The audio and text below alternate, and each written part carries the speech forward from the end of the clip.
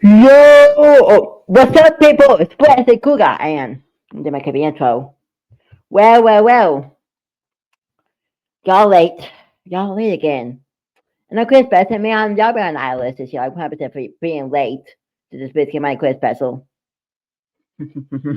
Well, okay, yep, Biscuit Monday finally back with a Christmas special. So start today. How we supposed to go ahead and do my first quiz special. My Biscuit Monday quiz special that we got. See feels lined up for us to watch, even though that's not much. It's gonna be a lot. Let me see. Let me get to it. Have an awesome video, watching entertainment, and a whole search party. So yeah, there's good people in this time. And yeah, this could be the last Biscuit Monday of the year. Then we're Thomas Biscuit Monday of the first Sunday of 2026. So yep. Anyways, y'all. I got time. I'm gonna just get started with the first video, which is Hotel Film The Club from our people over at Auto Golded. Auto is literally again Golded, like to say. Yeah, but I'm gonna ask. Let me if it's sad. So it's out louder. Alright. So I'll see on my screen. Alright. You'll be able to see here in a minute. There we go. Alright. Hotel Films The Club for Auto. We commence now. A fable I'll share. You've heard it before, told by priests and peasants, the rich and the poor. A Christmas Eve of old, all pink, green, and gold. I wish I wake up be good, I can tell. Is about to unfold.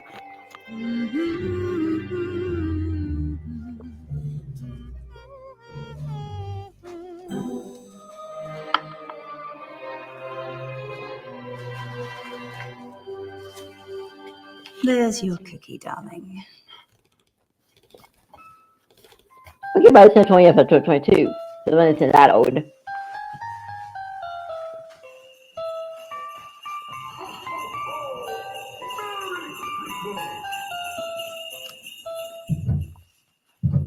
Darling?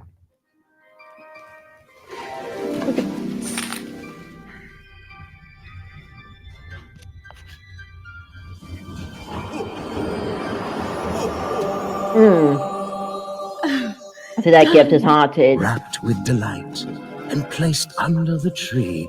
But it only has 85,000 views. Like what? Gifts you will see. You know, actually. What? With the snow globe. The biggest so famous high snow globe. Or if it has snow globe yet.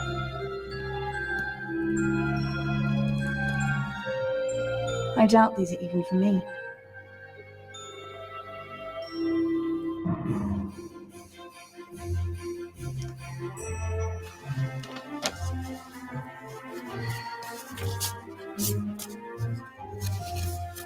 Dear Maisie, time is the breath since born from the mother, till the moment of death a gift like no other. That's a really real Christmas card. Well, you really shouldn't have.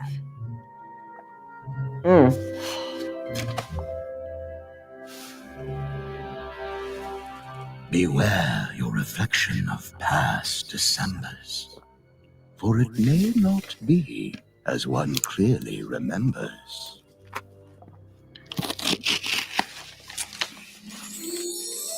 Really, y'all can hear the video.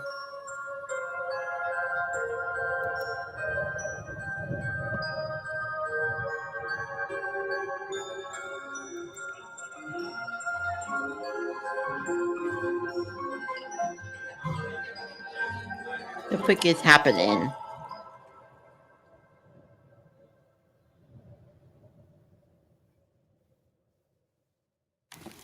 But it's ever seen a snow globe. Well, I'd like to remember. I think.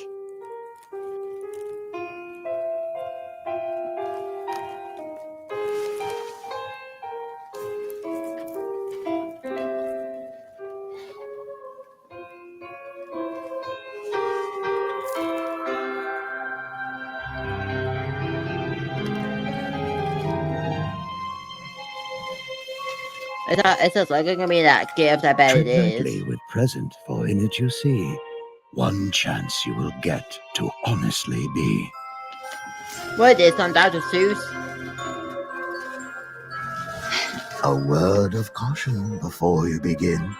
To see in the future might surely be seen. It's gonna be Snow Globe, isn't it?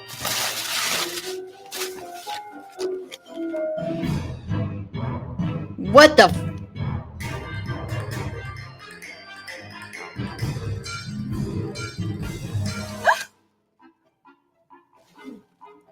All these presents are rubbish. Yes, it's British. I was gonna say it's British, yeah.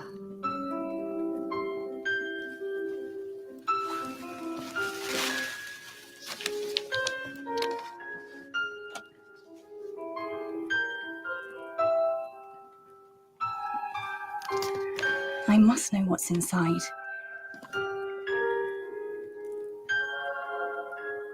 They go up and they go on with on Christmas. What is how's the sake? What What is it? What's in this box? wait.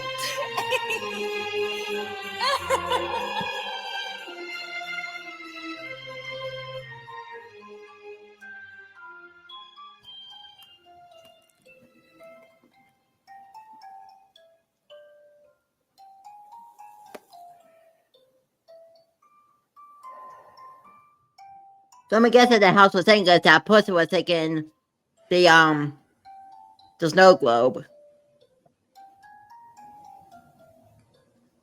This for me? Yes, darling. Is that I can't have that same person as the other person. Wait, but did the body look like seeing into like the fuso? Is it like the fuso that he saw in that fourth gift? I You see think what I don't year know. that is, right?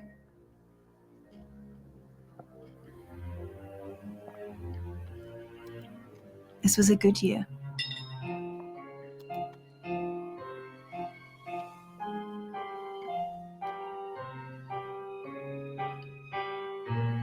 This is a beautiful cookie. That's a cookie. That's a big cookie. For I real. wish there were a few more.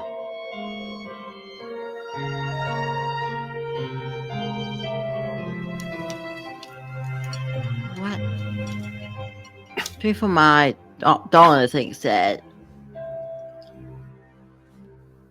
Merry Christmas to you, darling. Yeah, we're saying that fuso same time And to fuso. We you, saw. a I'm good sure we saw night. him dead. Okay, so yeah, that about today, but yeah, the fuso like I said, like the freaking narrator said. So yeah, this is the fuso that delays devil on the take snow the globe. hindmost if he Oh, must. and that freaking foot gift. And when she was taking, like the house was taken, this lady because the lady was taking on snow globe. I probably wouldn't do that. And so Maisie, determined to banish her holiday ghost, joins her darling in darkness with one final toast. As truth and oblivion refuse to amend, all life becomes death, then, now, and forever. This way is really good. Oh, okay, that one was confusing, but I think I got it. Oh, so why you still feels confusing, like for real? Go get the most out. This is out at the most, but go get the new most, like for real. Well, next up, want to take mysterious type of Christmas. I have no idea what that title if it means, but because if our boys want to see, so I know it's gonna be going. So yeah, I found a lot more, but maybe find a lot more for next year's Space Comedy Christmas Special. So yeah. It is like the first time ever in Space Comedy history about Christmas stories and those projects. Because usually I'll watch it to come for next week's episode, but I'll get it on now because it gets to be the last Space Comedy for this year. So yeah. Now, my name is Eric.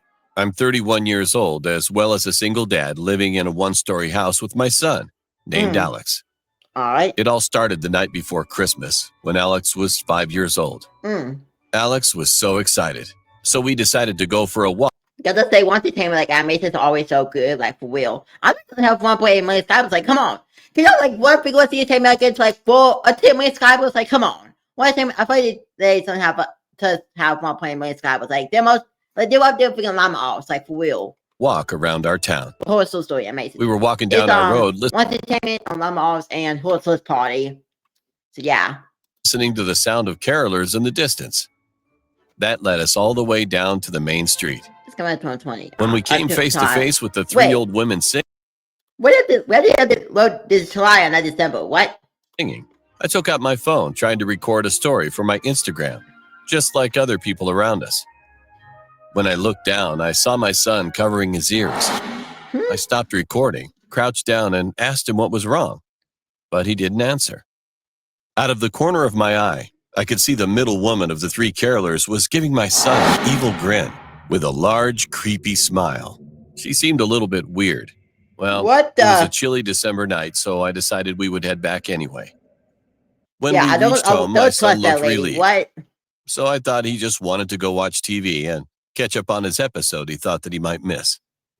Later, as I was cooking in the kitchen, I took a glance at my son, and I could see that he looked absolutely terrified.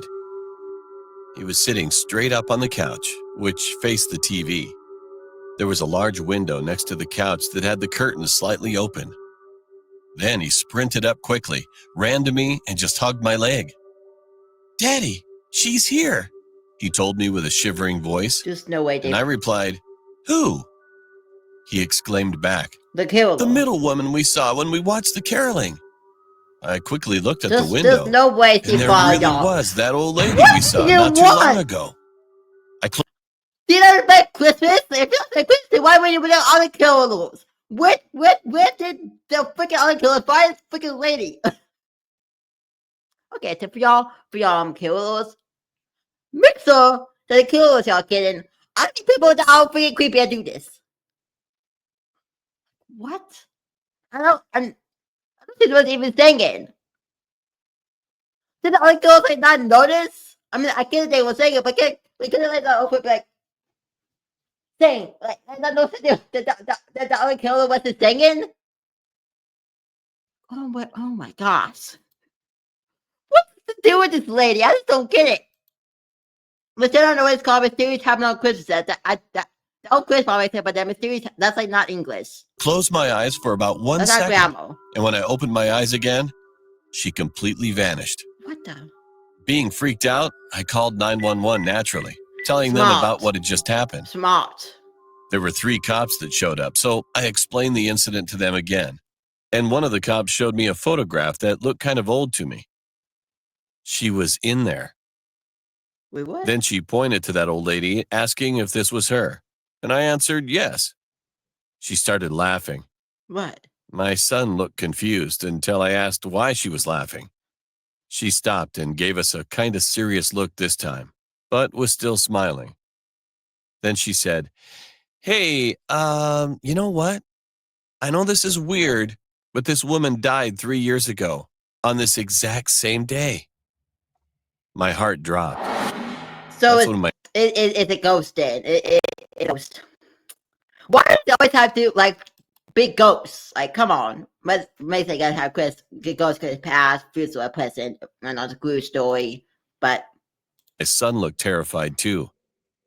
I tried to calm him down, but I couldn't believe what was going on. There's like a lot of kids and stuff like about saying ghosts, so yeah. I don't know how mysterious happen. Think like some mysterious happen at Christmas, like that'll make more sense. The other 2 cops came inside and said they found no trace of anything while searching. It made no sense. Yeah. When the cops had left our house, I put my son into his bed and went to my room. I turned the light on my nightstand that was close to the side, grabbed my phone, and decided to check Instagram, thinking that if I could find anything, I would just call the cops back. I opened my story, and to my surprise, I couldn't find that old lady in there. What? I checked another story, and then checked another again. But in fact, it was just 2 women there singing. Feeling mixed emotions like scared, mad, and even more, stupid, I started checking some other people's stories from around my neighborhood. And still, she wasn't there. But all of a sudden, I realized something. What? When I was checking some story feeds, I ran into one story of some woman who was standing right next to me during the caroling. Where my son and I should have been standing was replaced by nothing. It was like we weren't even there from the beginning. What? I couldn't believe what I'd just seen. I put a hand over my mouth and couldn't say anything. That night, that Christmas day became the most terrible moment for us. Well, I'm 33 now, and my son is now 7 years old. But even if everybody thinks that it doesn't sound true at all, we both still remember it like it was yesterday. Man, want to see, man.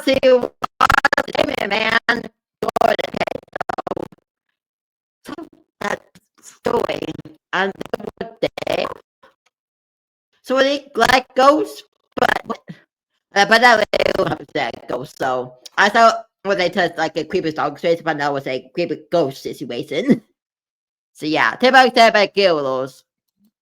And that's one. And the first time doing this is my history watching all the stories in the whole Christmas part video, not the two, but all three. So Merry Christmas, y'all. Let's get after some ad.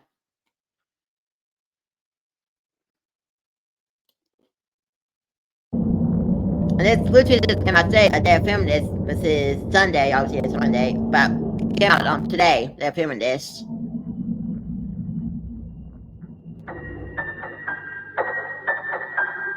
Alright, here we go. Horses party. I mean, this is why the horses party. We give up there about until Nicholson. Alright, I'll focus this on this last one. This happened a few years ago on Christmas. At the time, I was just a kid, and as I grew up, I gradually became aware of how messed up my family was. On the surface, everything was fine. I had a little sister, a mom, and a dad who took care of us. Perfect, right? Well, not really. My parents were always fighting. My dad was arrested for being violent with my mom on multiple occasions. But no matter what he did to her, she always took him back. I just chalked it up to them trying to hold it together for me and my sister. But something much darker was going on. By the time I was a teenager, I figured it out. They both had serious drinking problems. Every time my dad got drunk, he became angry and violent, and my mom would get drunk just to cope with him. It was an ongoing deadly cycle, and me and my sister didn't really know what to do about it. However, on the night of Christmas Eve, my parents threw a party. They hosted some neighbors and relatives to trade gifts, play games, share food, and have a good time together. It was all going fine until the drinking started. Once night fell, the conversations turned to arguments, then to fighting. My dad started swinging at multiple people at the house. People tried to break it up, but whatever they did or said just fanned the flames. Eventually, my mom started begging everyone to leave before things escalated. Our relatives were hesitant, but little by little, everyone left. With no one else around, my dad screamed at us to go to our room, so we did. The arguing and shouting between my parents didn't stop though. They kept going at it all night from our beds. All we could hear was fighting. This story is like way too close to home, freaking. But we had also become numb to it. We had Christmas morning to look forward. Is it like a call to me? Like what? What? Call me out like this? Horses party? Come on! What make it took like this? It kept us sane until the screaming subsided a few hours later. Then we finally come on! passed Why you out. make me mad? The next morning, it was Christmas, and things were oddly quiet. So we got up and carefully made our way downstairs. Okay, I see. At the bottom, I see. You don't want me credit, y'all. But guess what? I'm not. Of the steps, we met our parents, who were already waiting for us in the living room. Our mom was sitting on the couch, wearing sunglasses for some reason. Our dad, however, was standing right by the tree, with a wide beaming smile on his face. It was so unnatural. My sister and I hesitated to approach the Christmas tree. Our dad had to wave us over to open our presents. We looked to our mom for confirmation, but she just sat there without acknowledging our existence. I really tried to open my present, act surprised, but when my forced reaction was met by complete silence from my mother, I snapped. Dad, why is Mom wearing sunglasses inside? And why isn't she saying anything? She's drunk from last night. She'll be awake shortly. Mom, what the hell? Why are you drinking if you can't even wake up on time for Christmas? Can't you put the goddamn bottle down? Well, is that it? You just gonna ignore me? Say something! Son, I think she passed out. Oh my She can't goodness, even hear you. amazing. Well, good going, Mom! You ruined Christmas! I couldn't take it anymore. I had to remove myself from the situation. Oh my goodness, what I a thought tough my party. dad would follow me into my room or demand that I come back out, but he didn't. He kept his attention on my sister. I could hear him telling her again and again, "Keep going. Open your presents, baby." I felt bad for blowing up on my mom in front of my sister, but that would pale in comparison to what I would soon feel. I didn't leave my room all day. I was too angry. Eventually, my sister came to hide in our room with me for the rest of the night. But then all hell broke loose a few hours later. If that happened, I would have been good for you. Suddenly, we heard our dad screaming. He was wailing, crying out in pain. We ran to see what was wrong with him, and that's when we saw him breaking down next to my mom. He kept saying she was dead as he cradled her in his arms, and I could tell by then that he was right. Her body was gray, swollen, and stiff. My mom was dead. Soon, an ambulance came and took her body away, but the cops that showed up wouldn't leave. They multiplied, and before we knew it, cops were swarming our house, and then they took our dad away too. After we were relocated to our grandmother's house, we learned the truth. Our dad confessed to killing our mom. He strangled her on the night of Christmas Eve after hours of arguing. What that meant slowly set into my traumatized mind. He killed her, then dragged her body onto the couch, propped her up, put sunglasses over her lifeless eyes, and made my sister and I open presents in front of her corpse. Ever since then, we've lived with our relatives while our dad is in prison. I still feel this immense guilt and shame for cussing her out, not realizing she was dead the entire time. One of the most downright disturbing Christmas incidences was when a man videotaped his stepchildren opening Christmas presents with their dead mother propped up on the couch. William Wallace, 39, was convicted of second-degree murder for the Christmas Day 2011 death of 26-year-old I would have been 5 when this happened. I would have been 5. Ssm Preston. Jurors began deliberating Tuesday and reached a verdict the next morning. The victim's 2 daughters from a prior relationship and the couple's baby were in the apartment at the time their mother passed. Authorities determined Preston died at about 1 a.m., but Wallace propped up her body on the couch while he videotaped the girls opening presents later that morning. Wallace called 911 at around 9:30 a.m. that Christmas morning to report his wife needed medical help. According to police, Wallace has a known history for going to jail in the past because of past physical altercations with the victim. 3 days before the victim's death, she told family members she wanted to leave Wallace, but unfortunately, it was too late. Go to the next one, baby. Stop taking meeting notes Okay, and wait, let ClickUp Cliff, AI I Note have Taker 2 do more. it for you. It allows you to focus on your meetings, not your notes. Next one. Still, no Charles Nicholson. The real crap is, Alright. This happened on the night of Christmas Eve. My family was throwing a party, and those were always a blast. For everyone else, it was just like any other Christmas party. For me, however, it was a little more special. This was the first night I felt genuinely happy in over a year, and the beginning of a brand new chapter of my life after finally putting an end to the last one, which had taken a heavy toll. It had all started with my ex-husband, Bruce. When we married, he was caring and supportive, but shortly after just a few short months, he showed his true colors. Don't tell me He about the became last story. controlling, Like, come on. psychotic, and violent. It was like a switch flipped off inside him because everything was just off about him and not the person I once knew. My family would advise that I get a divorce, but I was too afraid of what the guy might do. Eventually, though, I went with my family's advice and finally got the divorce from Bruce. But the second it was finalized, Bruce went off the deep end, and his paranoia transformed into psychosis, showcasing his violent tendencies. You daughter of a bitch! I hate your guts! I wish you never existed! Batman would say something like that. After the divorce, I decided to file a restraining order for my safety, which seemed to finally put an end to the whole ordeal and allowed me to move on with my life. And since that day, I never saw Bruce. However, there was just one problem. Bruce's brother literally lived right across the street from me. I wasn't too worried about it, however, because the two never really saw eye to eye, so I doubted he would take a strong side in the divorce, let alone let him in his house. That being said, Christmas was just around the corner, so I gathered all my family and friends together by hosting a Christmas Eve party at my place. To be honest, I was kind of worried about seeing Bruce or anyone related to him since they were literally across the street from us, but I tried to disregard any of that and just enjoy my guests' company. With that in mind, the Christmas Eve party was going well. Everyone ate, played games, opened presents, made gingerbread houses, took pictures, surrounded the Christmas tree, and even snuggled up by the fireplace to keep warm. Everything was going great, and there was not an ounce of drama.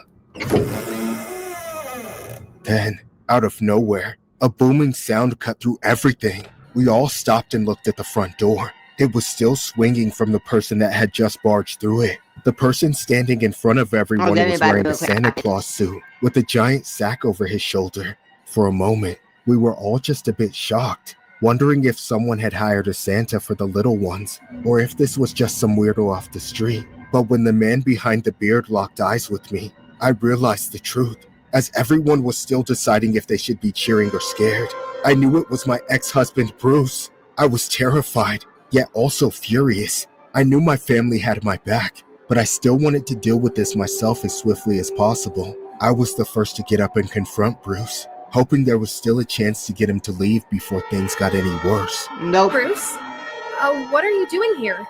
Don't you remember what the court said? 500 feet.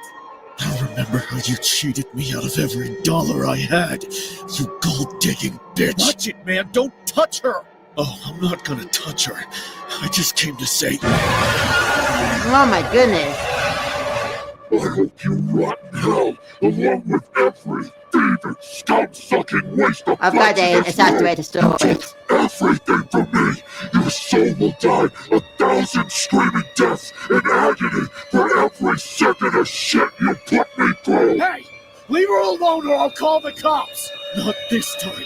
And why? That's too Nicholson's voice, what? I said not before I give you all the presents I brought.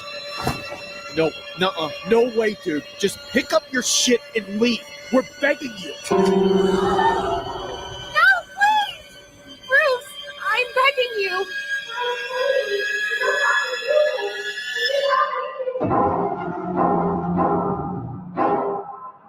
Man, Nicholson's part is so good. Oh my goodness.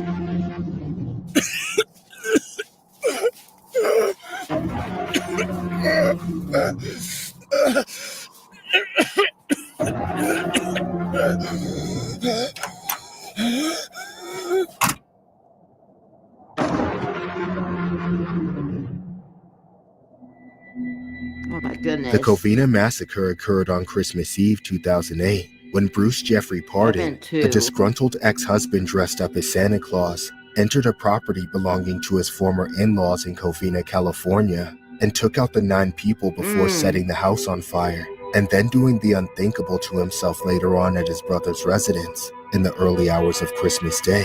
Police speculated that Pardo's divorce, which had been finalized only 1 week before the killings, was a factor in why Pardo had decided to take out his ex-wife and her relatives.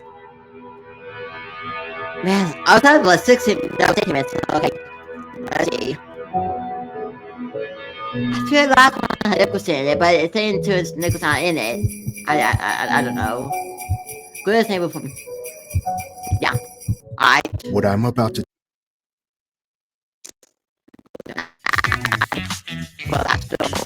The last one, man. Okay, we are gonna play a segment. All right, let's see.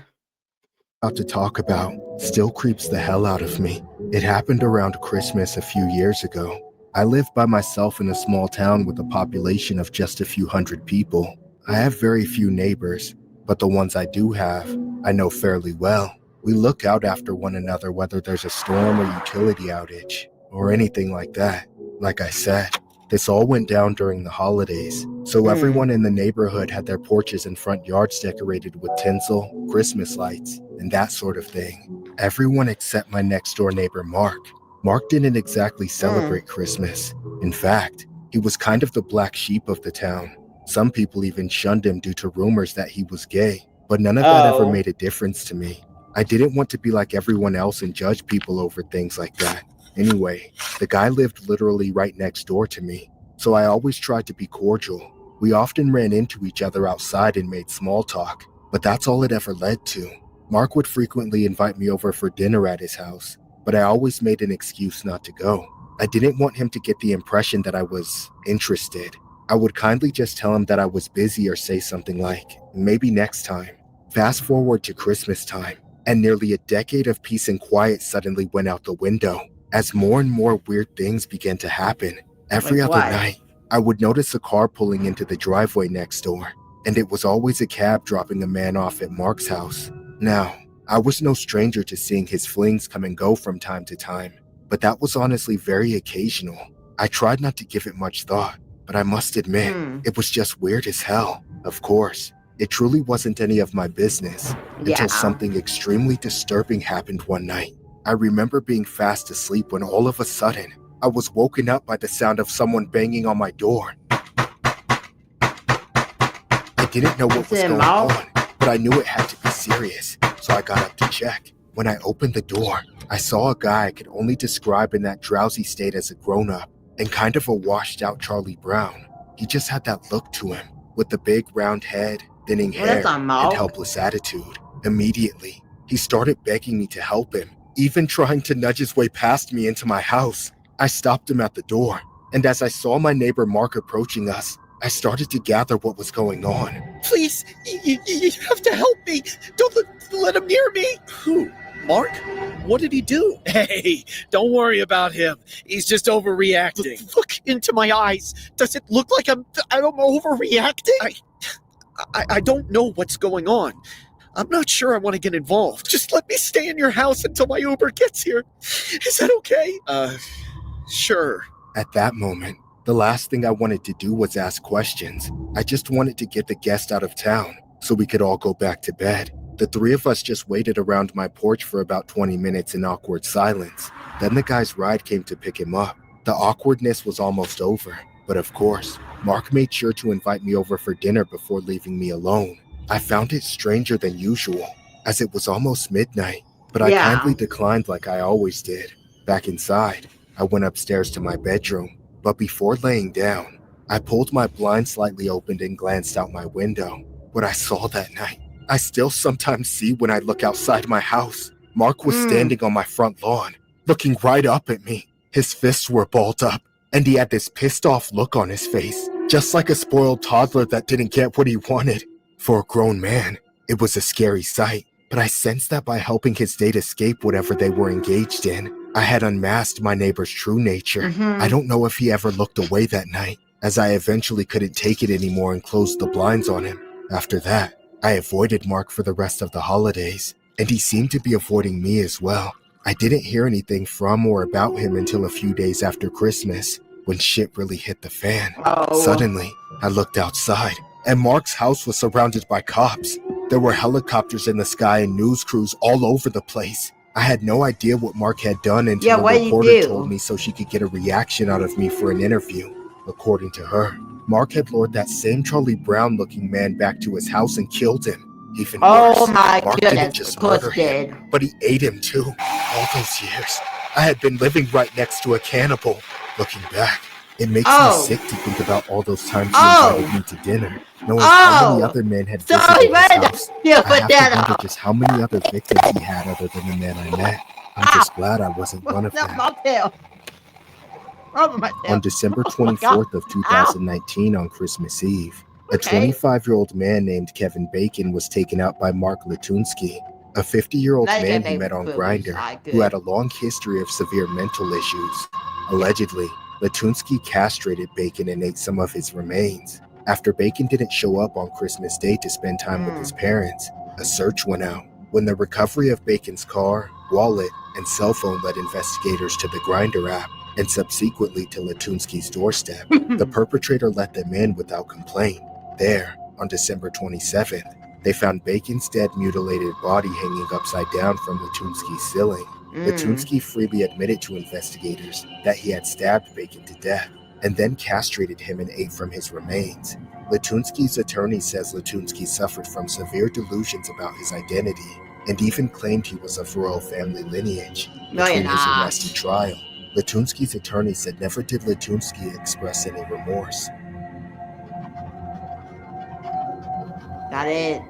Yeah, man. Who's this party? Y'all go there, like, for real. Right, there we go. I know. So let's see. That was really good. I probably read the best social part video, man. Yeah, watch on that Monday, man. I think my favorite one ought to be probably the first, because if those hit close to home, like, man, those first part, yeah, I'll have to call me out like that, like, for real. Anyways, y'all, there for this, my first Ssm Monday Christmas Special. This will be again the last Ssm Monday this year. I'll be doing the next one will be on the first Sunday of 2026, which will be 21st and the 28th. This will be on January 4th. January 4th, yeah. So which means like that day I'll get both American UK CZ7 reaction, and I don't know, y'all take American UK CZ7. I thought on Monday, I forgot, I think. Because I've got to go up Monday, that's what it's like, ugh. Y'all get, next week Monday will be on the first Monday of 2026, will be January 5th. Again, hope you have a good Christmas. And, yeah, some other stuff coming out, you know, some video reactions and stuff coming out for the end of the year. Coming out a big yearly recap video there. I have a new year video I can put out on this on my channel. So, yeah. Anyways, y'all, have a great night. And, I'll talk to y'all again. I think I get up the, so it's like a Christmas card. I'm gonna get a different one up than I used for them intro. I'm gonna get a different one up for them the outro. So give me a minute. I get it up. There we go. This is the one. It's a bit good. Yep. Alright, y'all. Hope you have a great sales night. And I'll go at sales day. I'll talk to y'all again soon. Deuces and Merry Christmas.